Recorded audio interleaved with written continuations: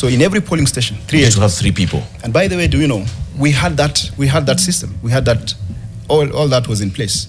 We had names for even volunteers. What do you mean? My goodness. So you had 46,232 times 3. 100 and nearly 20,000 people. We had them, the contacts.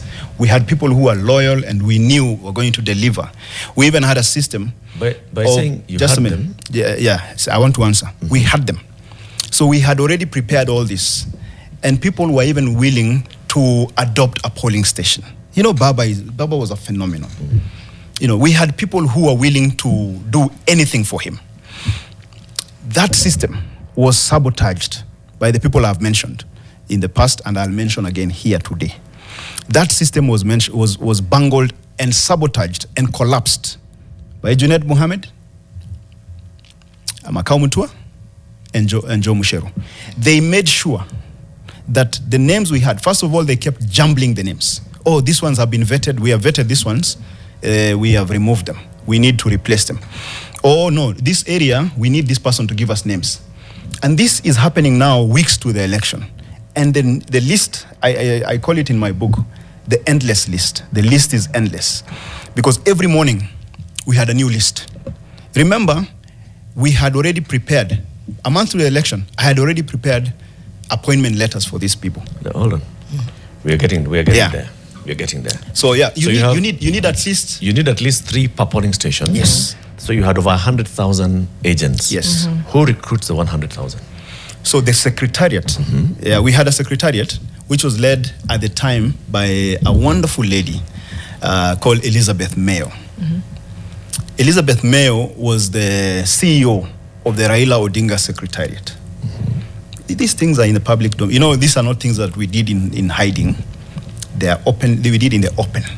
Elizabeth Mayo is the most hardworking person, the most diligent person I have ever met in my life. That lady used to work from, I used to think I'm hardworking until I met her, to be honest with you. I will leave her in the office at 1 a.m. When I get back to the office at 5:45, 5:30, I'll still find her there. We had a system, and that system is done by the secretariat. So the secretariat collects names. We had a system where we were using even MCAs to give us names, because MCAs have a feel of the ground. Mm-hmm. So we have people all over. ODM is not a briefcase party. Mm-hmm. We have people everywhere. So we had our MCAs, we had our pastors, we had our clergy who were very passionate about this thing. Nominating names. Yeah, giving us names. And we had all the names. Okay. Until we went to Westlands. When we go to Westlands. Roger. So your members, your leaders on the grassroots are nominating names of agents. How are they vetted? So at that time we were using the local knowledge. So that's why I said we were getting names from MCAs, Azimio MCAs. Okay. So if we are getting people from Eastern, Lower Eastern, Cumberland, we would talk to, say Kalonzo will give us people. These are the people who will give you names for this area. Okay. So for Mount Kenya, the Jubilee guys are the ones who did it. And also Martha Karua gave us for Kirinyaga. For these other areas, Kilifi, we have people there. Lamu, we have people. So, and remember, we had, my goodness, it's painful to remember. It's a trust-based system. Yeah. Yes, it's a trust-based system, because you're talking about is a trust-based system. Okay. How are they politics? Yes. How are the agents trained? So once you pick them, remember the picking process is itself is self-checking.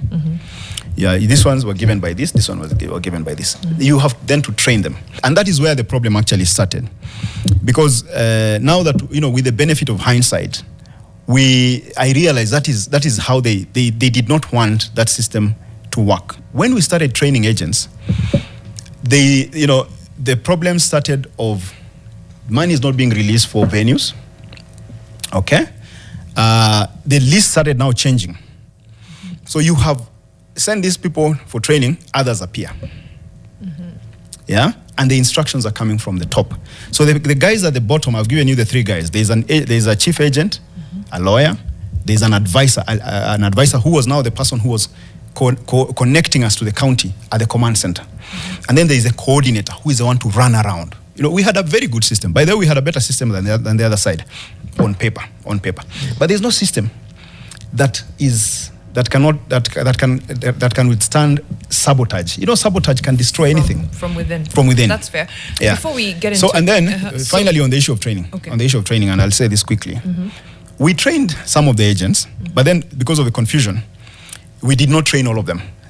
But now the worst part is, once we have trained them, a lot of the agents we trained, now remember the list is changing. A lot of the agents we trained are not the agents eventually we had in the end. On the final day. On the final day. I want to understand because that list changing. kept, yes. This changing.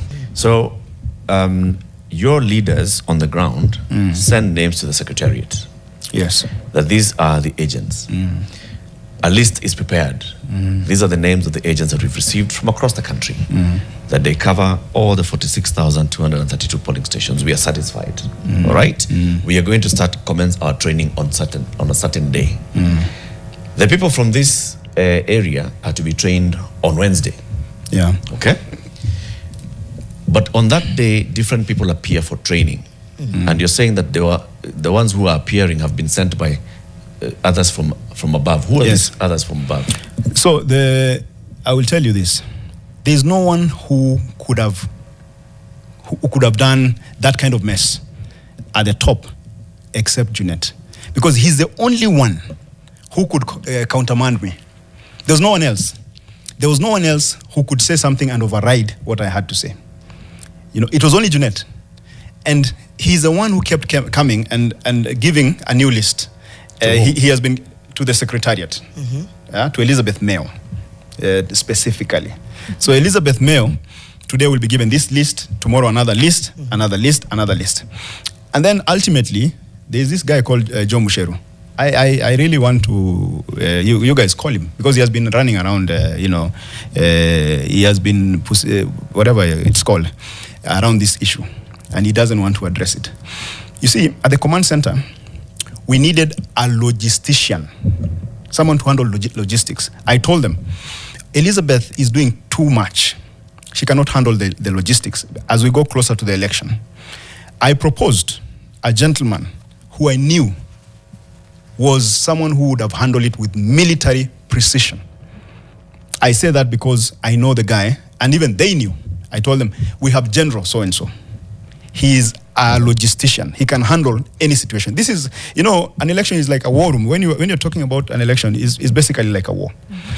The logistics that have to be managed are so vast, and they are so, they happen so fast. You need someone with some expertise. So I told them, this guy, I think we can vet him, and let's see whether he can do the logistics. The next day, or after 2-3 days, I come and I find some good lady had been brought there by Musheru. And I was told, Chief, here is the general. I'm like, huh? In fact, we ended up calling her general for the time that she worked there. But she knew nothing. Or she had instructions not to do anything, because she didn't do nothing.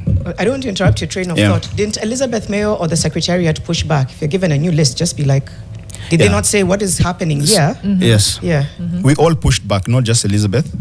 We went, there's a time, I complained to Baba, I complained to everybody.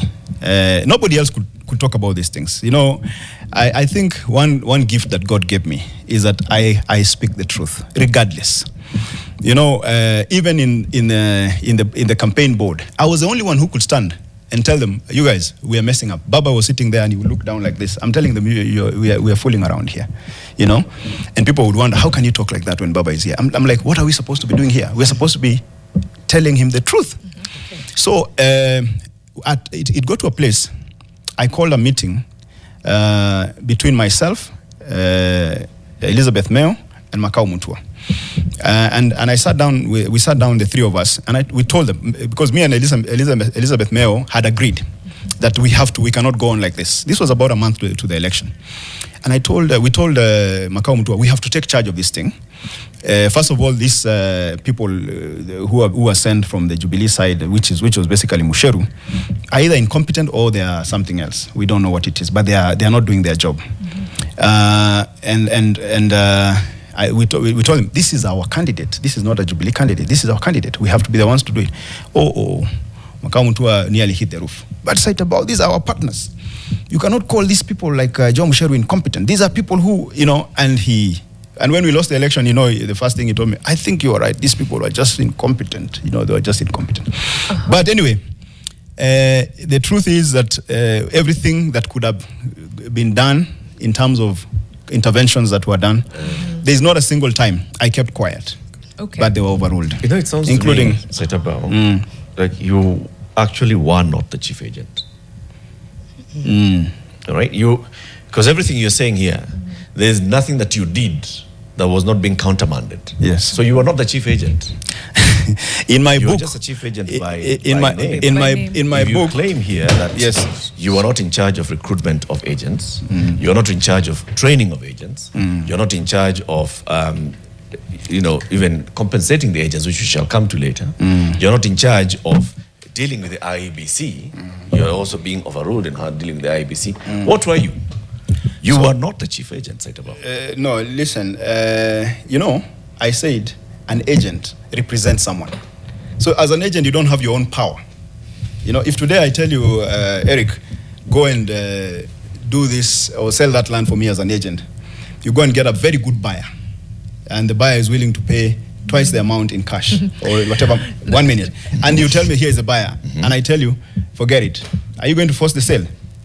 No. It's not, but the people you're an who agent. are In this case, you're not saying that it's not the owner of the land. Yes. It's not the owner of the land who is refusing. So it is not Raila yes, Odinga. yes. It is somebody else. I have said in the past, and I'll say it again, the only person who, Junet could overrule, even Mzee himself, there was such reliance that he placed on him that I have said, that if you told Baba that it is now 12 o'clock noon, he would say, no, and Junet says it's midnight. He says, Junet has said it's midnight. All right. So that is how it is. To me, that Junet was actually the one with more agency on Baba. Yes, absolutely. That's not, I've never lied about that.